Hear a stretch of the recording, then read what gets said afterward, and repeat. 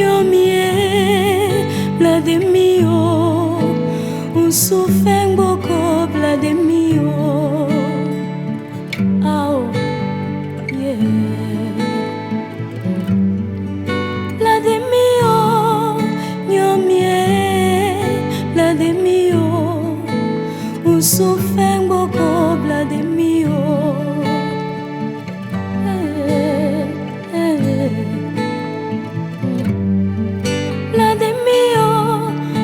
Jésus, blademio, un souffle beaucoup, blademio.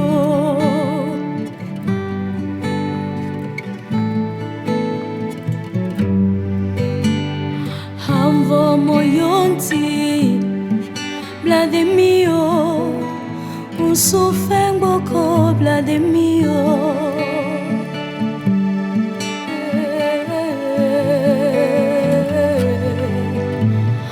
Avo moyonti blademio un souffle beaucoup blademio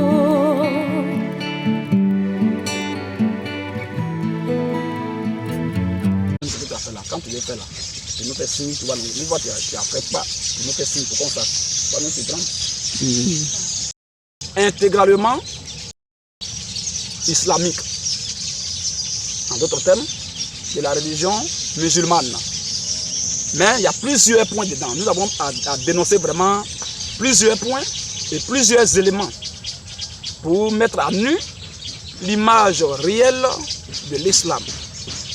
Alors, entre autres, nous allons parler de Allah Azawajal. Qui est-il en réalité? Quand les gens disent que Allah est Dieu, il ne suffit pas de donner les propos de façon lapidaire ou bien des déclarations de façon lapidaire. Le plus important, tu as parlé, lui, tu as dit Allah est Dieu. Mais il faut maintenant le démontrer, coraniquement et bibliquement, ou bien dans les hadiths, qu'il est vraiment Dieu. Mais n'importe qui peut se lever et dire je suis Dieu. Moi je peux me lever et dire je suis Dieu. Mais qu'est-ce qui prouve que je suis Dieu? Même le perroquet peut dire il est Dieu. Mais il ne peut même pas prouver maintenant qu'il est Dieu en réalité. Donc c'est la démonstration qui prouve maintenant que tu es vraiment Dieu. Alors, donc nous allons parler de Allah, qui est vraiment Allah subhanahu wa ta'ala, qui il est en réalité, selon le Coran, selon la Bible. Nous allons parler aussi de Mahomet. C'est vrai qu'il est mort, mais il a pourri il y a longtemps. Mais nous allons d'abord démontrer qui est Mahomet. Est-ce que Mahomet est un prophète de Dieu? Est-ce que Mahomet est sauvé? S'il n'est pas prophète de Dieu, c'est qu'il n'est pas sauvé. Donc il faut qu'on démontre toutes ces choses. Vous voyez un peu, et on va prendre plusieurs points dans chaque élément. On ne va pas dire ça comme ça. On va prendre plusieurs points. Si on dit Allah n'est pas Dieu, on va lui démontrer qu'il n'est pas Dieu. Bon, s'il n'est pas Dieu, il est qui? Donc il faut qu'on le prouve aussi par au moins plus de 20 versets. On a dit que plus de 20 versets bibliques pour montrer cela. Alors, aujourd'hui, le premier point sur lequel on va commencer, d'abord, je dis qu'on va montrer que Allah n'est pas Dieu. Donc Allah, vraiment, quand à la lumière des Écritures, Allah, vraiment, c'est un démon. Allah est un véritable démon. Je dis bien, selon le Coran et selon la Bible, Allah est un démon. Et après ce point, on va montrer que Mahomet, c'est un faux prophète. Parce que Mahomet a donné des enseignements qui sont anti-bibliques, qui vont même contre la Bible, et même qui vont aussi contre lui-même son Coran. On va montrer tout cela. Voilà, il a donné des prophéties qui ne sont jamais réalisées. Il a donné des prophéties qui ne sont jamais passées sur la terre. Jusqu'à il est mort. Et même avant qu'il ne meure, son prophète, son Allah même lui a dit, si Mahomet est un faux prophète, dans le Coran, s'il est un faux prophète, il doit aller en affaire, avant qu'il ne meure, il ne va pas mourir à la guerre, il ne va pas mourir par noyade, il ne va pas mourir au champ, il ne va pas mourir au front, mais avant qu'il ne meure, il faut que les nerfs de son cœur, moi je vais couper les nerfs de son cœur. Et tous les musulmans qui sont là ne vont pas lui servir de rempart, en d'autres termes, ne vont pas lui servir de secours. Et il va mourir de façon lamentable, avec les douleurs, les souffrances des années, et puis il va mourir. Et c'est effectivement comme ça qu'il est mort.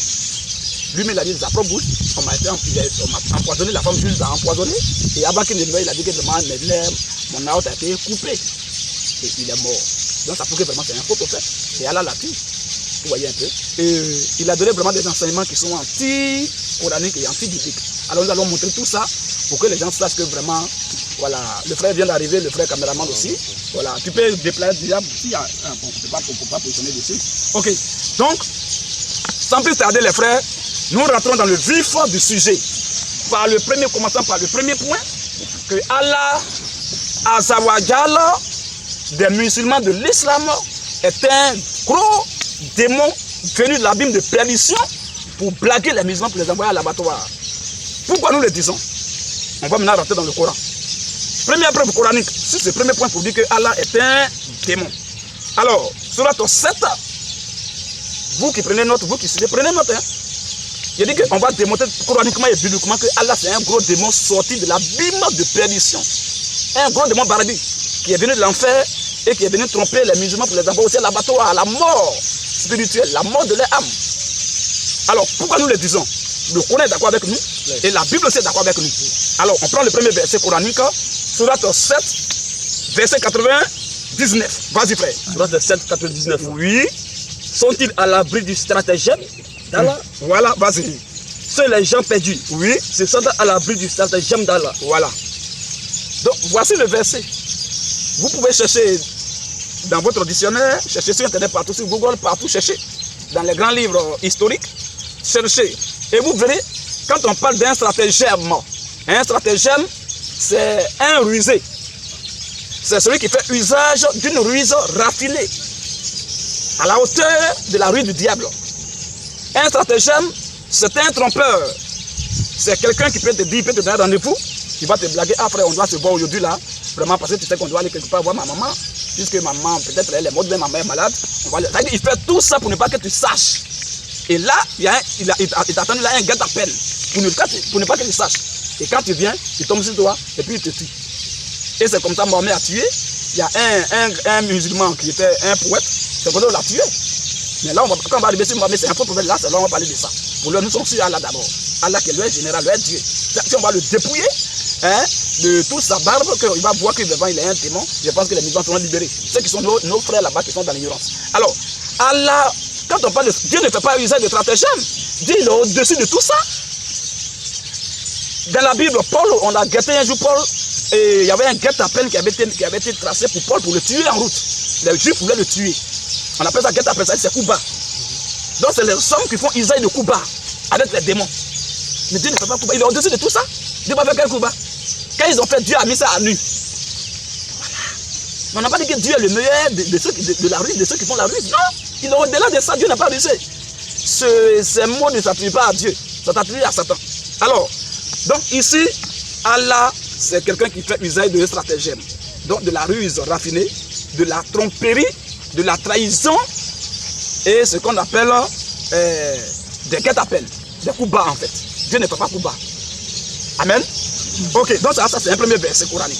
On va aller encore plus loin. Et ce verset qu'on va lire maintenant, ça va vous mettre, c'est-à-dire clairement, ça va mettre en exergue que Allah est le meilleur des menteurs.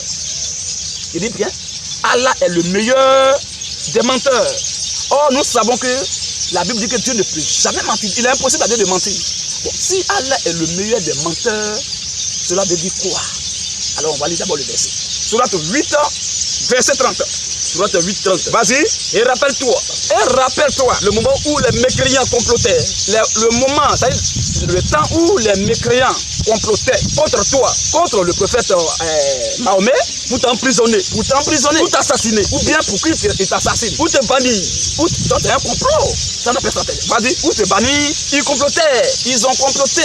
Mais Allah a fait échouer leur complot. Mais Allah Azawajal a fait échouer leur complot. Point. Maintenant, et Allah là est le meilleur, lui, en stratagème. Allah est le meilleur en stratagème. Donc Allah est le meilleur en ruse. Voilà. Allah est le meilleur rusé. Il est le plus rusé. On va prendre Genèse 3, verset 1er. Il est le plus rusé.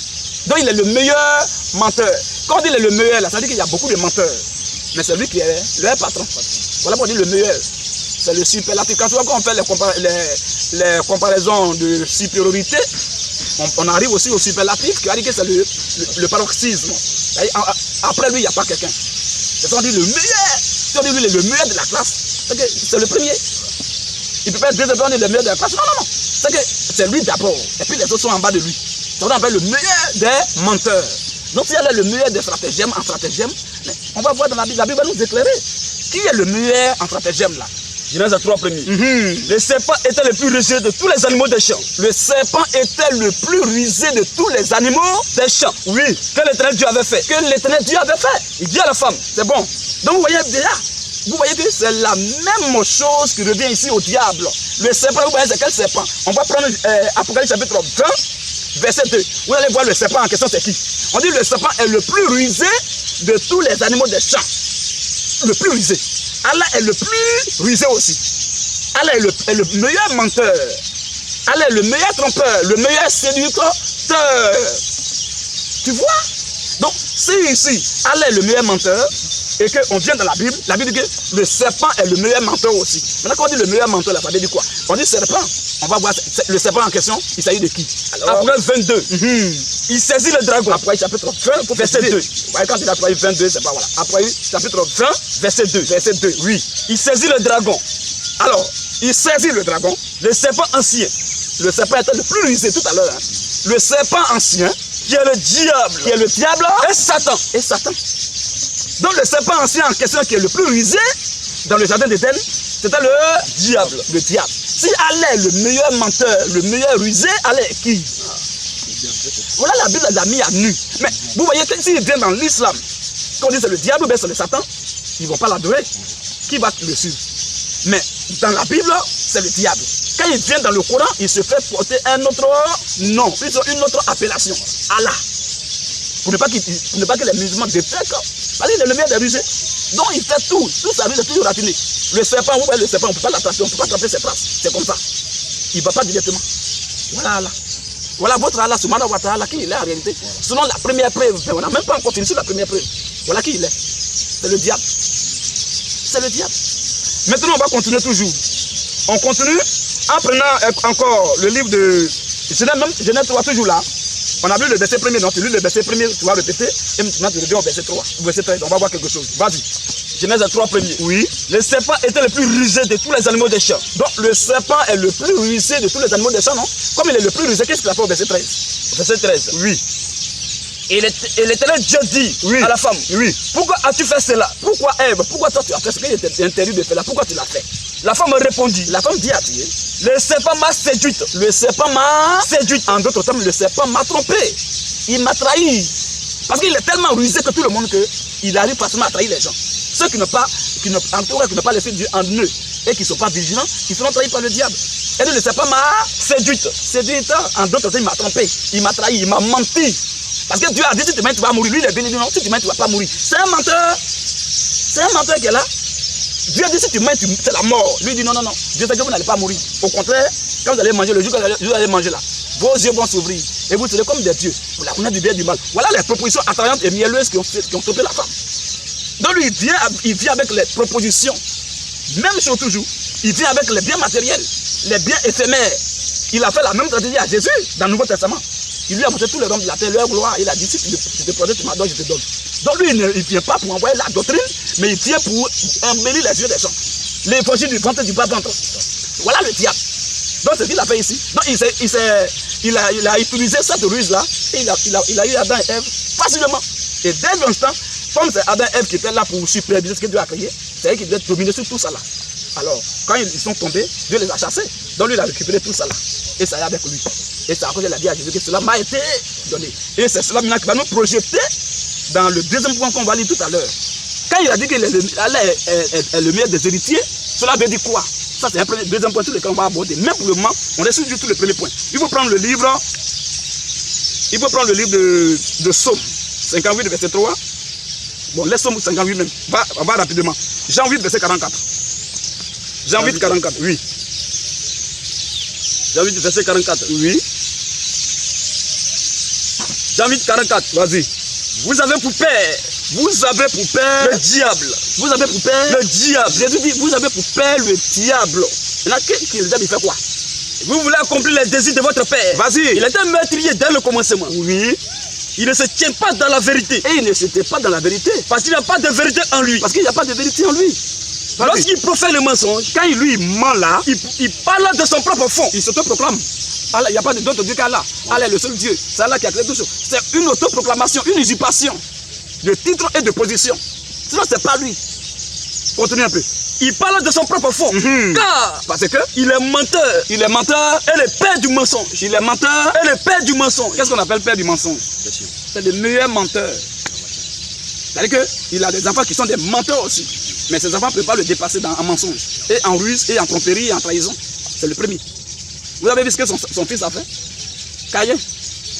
Il a fait quoi? Il a fait la même chose. Caïn. Les hommes disent qu'il a trahi, il a trompé. Mais en réalité, il a livré. Voilà le diable. Donc ici, Dieu ne peut jamais être menteur. Quand vous voyez quelque part où on dit le meilleur des menteurs, le premier menteur, le capitaine des menteurs, c'est le diable, frère. Pourquoi? On lit un dernier verset pour passer à un autre point. Pourquoi on dit que le meilleur des menteurs ne peut pas s'attribuer à Dieu? Le meilleur des rusés ne peut pas s'attribuer à Dieu?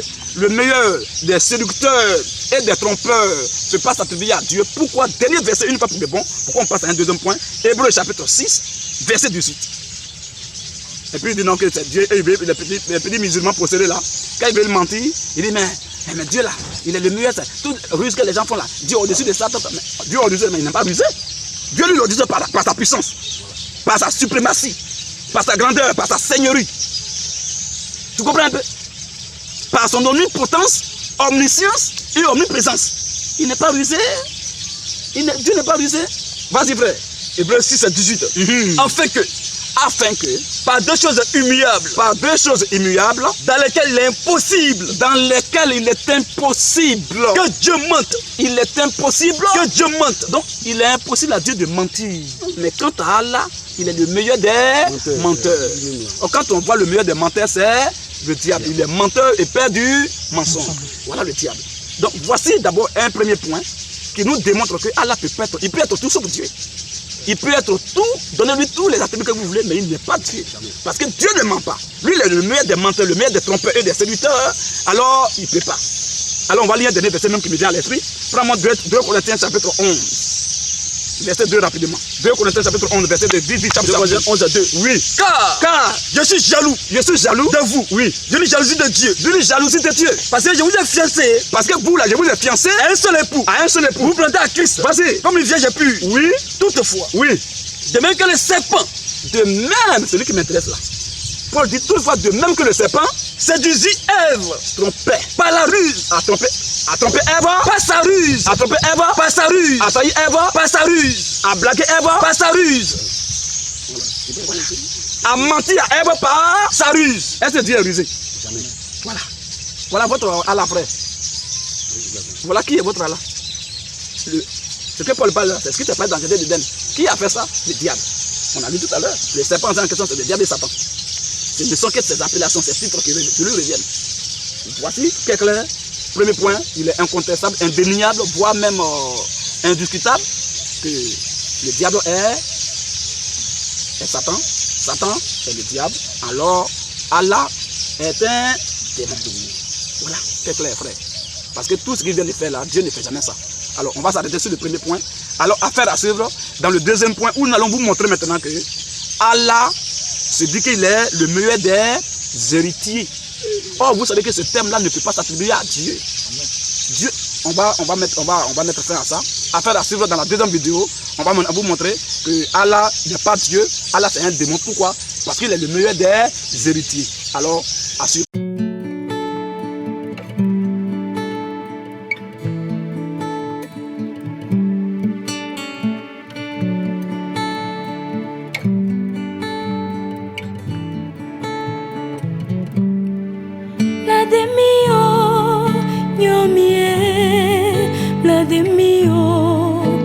Un souffle